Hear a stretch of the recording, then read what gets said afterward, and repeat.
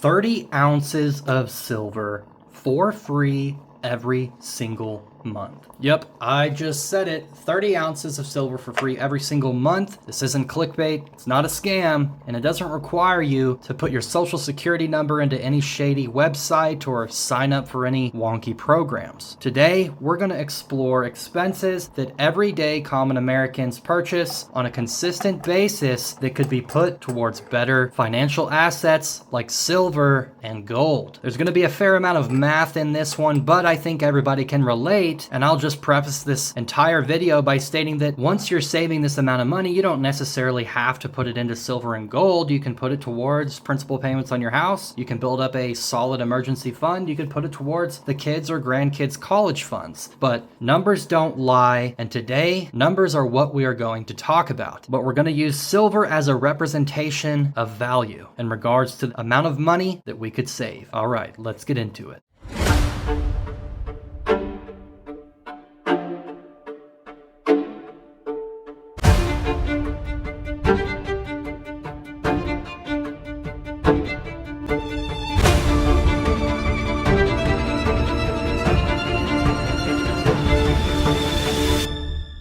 If you enjoyed this video, please like and subscribe as we push hard for 4,000 subs. Over here in the land of the free and home of the brave, there are a multitude of ways that we can spend our money. Unfortunately, common everyday Americans tend to put their money towards places that I personally think aren't the best ways to burn their personal fiat. So I went ahead and researched and found several of the main purchases that everyday common Americans put their money towards that could go towards better things, hard assets like silver and gold. The first expense is going to be fancy coffees every morning before work. Let's say after taxes and a 10 to 15% tip, that fancy coffee is $8 every single morning. If you get it 5 days a week, you're going to be spending $40 per week. If we go ahead and multiply that $40 per week by 4, our total is $160 that could be saved by avoiding the fancy coffee at Starbucks every single morning. I don't know about you guys, but $160 is a lot of money to me personally, and we're just getting started. The next common purchase that Americans love to burn their fiat on is going out to eat. Now, I'm not against going out to eat with family and friends and creating good memories and having a good relaxing time, but on average, Americans go out to eat 1 to 3 times per week.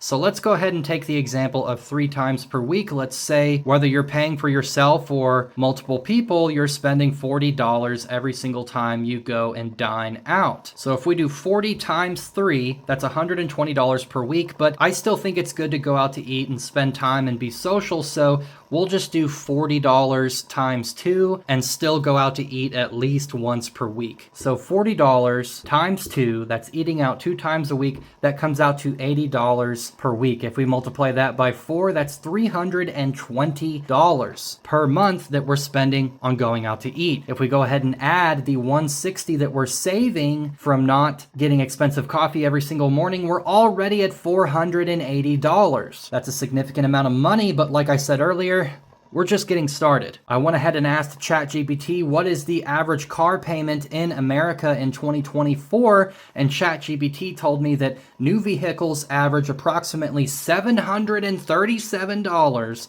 to $742 each month, and car payments on used vehicles average from $520 to $525 per month. So I went ahead and used the $500 number. I lowballed it a little bit according to these averages just to make the math easier and to keep the numbers as realistic as possible. So once your vehicle is paid off, it's like an instantaneous raise. As a matter of fact, if you're working 160 hours per week and you take $500 that you're no longer putting towards your car and you divide that by the 160 hours per week that you're working, that comes out to $3.12 per hour that you are getting to keep instead of putting it towards a car. That's literally giving yourself a $3.12 per hour raise for every single hour you work. Now, that may not seem like a huge deal to some people that are making $40, $50, $60, $70 an hour, but for people like me, that's a big deal. I've got my car paid off and it has been life-changing. It's a huge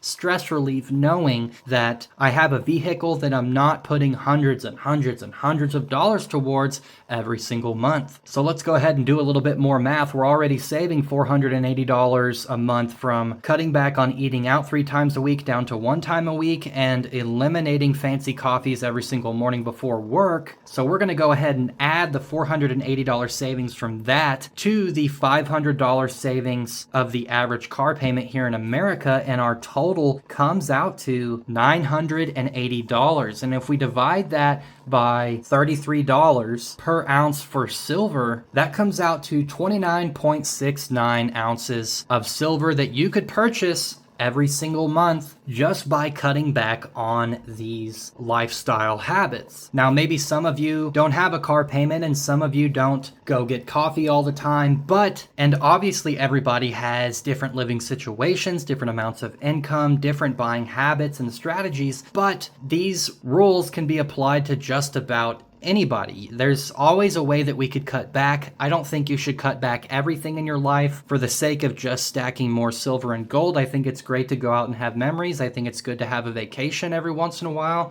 I think it's good to buy a nice gift for people you love. But there are a lot of products and services in American society that we find ourselves buying when maybe we could cut back on it. And what's crazy about this is there are a lot of Americans out there that do go get $8, $9, $10 coffees every single morning, that do go out to eat all the time, that do have an expensive car payment, and they're just never getting ahead. And they're living their life like that, and they're wondering why they're so stressed out. They have a loss of purpose, like, why am I going to work every day if I'm not going to get any wealthier? It's because of all these things that we own. The things that we own can own us. It all comes down to how much of your income does it require to own these things. I won't get into personal details as to how much I'm saving, how fast I'm saving, and what exactly it is that I'm saving up for, but trust me, it's been a game changer. Sure, life is a little bit more boring than it used to be several years ago.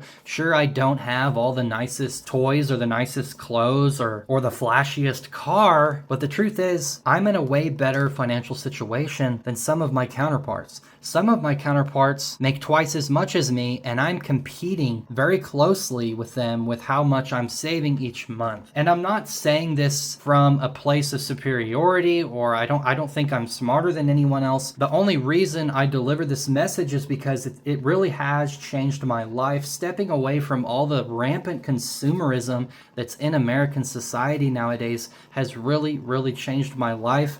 And I really wish I could get a lot of my friends on board with that. Once I stopped getting my personal fulfillment in life from material goods, I truly began to feel the value in life. I truly got detached from all of the, I guess, fake temporary happiness of buying that new thing that I wanted. Sure, every once in a while I'll buy something nice for myself, but it usually has a utility. But in any case, I have pulled back in a big way from these common purchases that Americans make on a day-to-day basis. But anyways, guys, let me know, what are your saving methods? How has it changed your life for the better? I hope everyone's doing well out there. Stay safe. Peace.